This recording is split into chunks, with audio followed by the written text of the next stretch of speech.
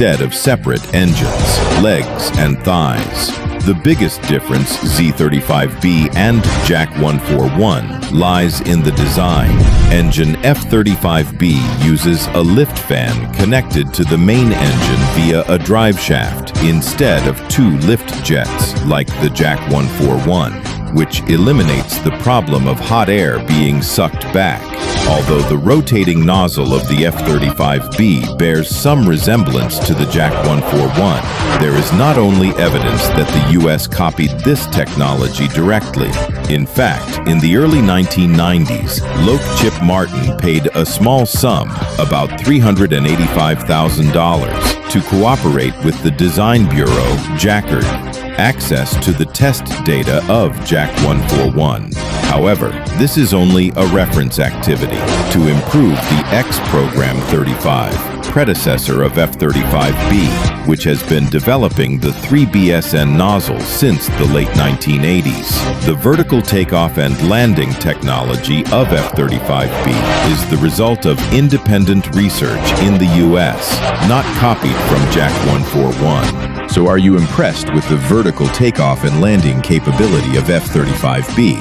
Although excellent, F-35B on ships, aircraft carriers usually perform short takeoffs instead of full vertical takeoffs and landings due to limitations in weight and fuel when carrying heavy weapons.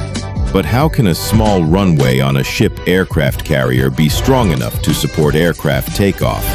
Currently, navies, countries use three main methods to take off aircraft flying on aircraft carriers: skidding, catapult takeoff, and vertical takeoff, of which catapult takeoff is the most common, especially with heavy fighters.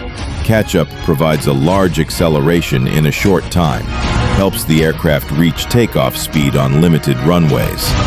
Catch-up method is currently dominant on large aircraft carriers. The two main types of catapults are water-based and electronic catapults.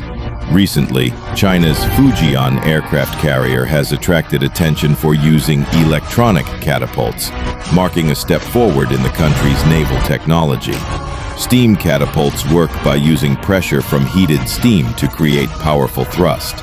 On the U.S. Nimitz-class aircraft carriers, each catapult 131 can generate a thrust equivalent to 95 megajoules, enough to launch heavy aircraft such as the F/A-18 Super Hornet. With 4 catapults operating at full capacity, the ship can put 12 aircraft into the air in about 5 minutes, achieves a success rate of over 98%. This process begins when the pilot puts the aircraft into position.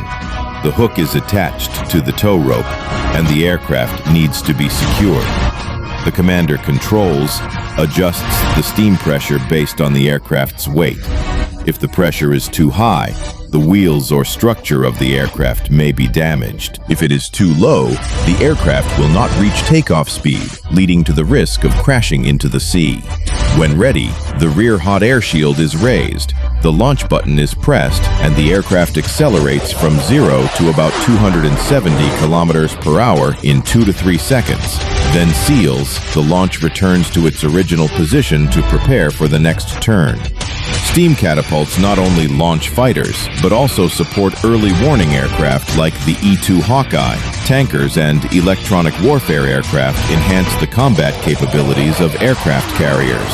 However, aircraft carriers use ski jump runways, like the Russians. Admiral aircraft carriers Kuznetsov or China Liaoning aircraft carrier can only launch light fighters, cannot support larger aircraft due to the noise of the catapult.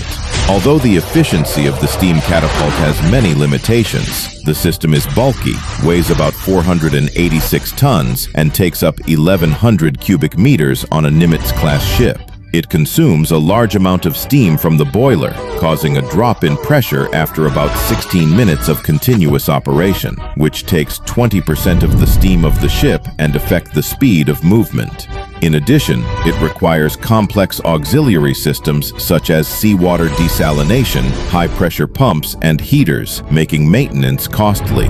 Limited range of launch, force adjustment also makes it unsuitable for light unmanned aircraft. and sudden acceleration with great pressure for pilots. With the continuous development of aviation technology and the increasing demand for regional warfare with high technology, the weight and combat radius of aircraft on the aircraft carrier are increasing, leading to strict requirements on weight and takeoff speed, while traditional steam catapults gradually cannot meet these requirements. Therefore, many countries have turned to developing electronic catapult technology.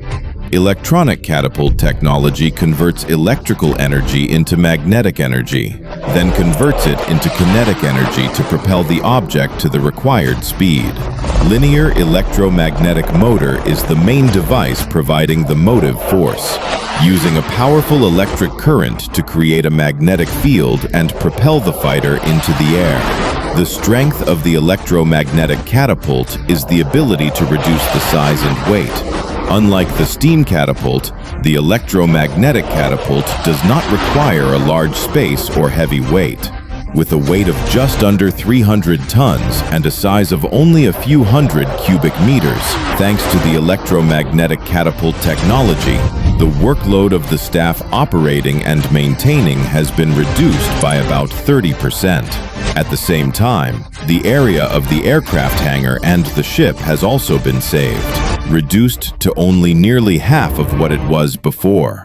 The electromagnetic catapult is capable of generating a launch force 20% to 30% stronger than the water catapult, allowing it to launch even bombers.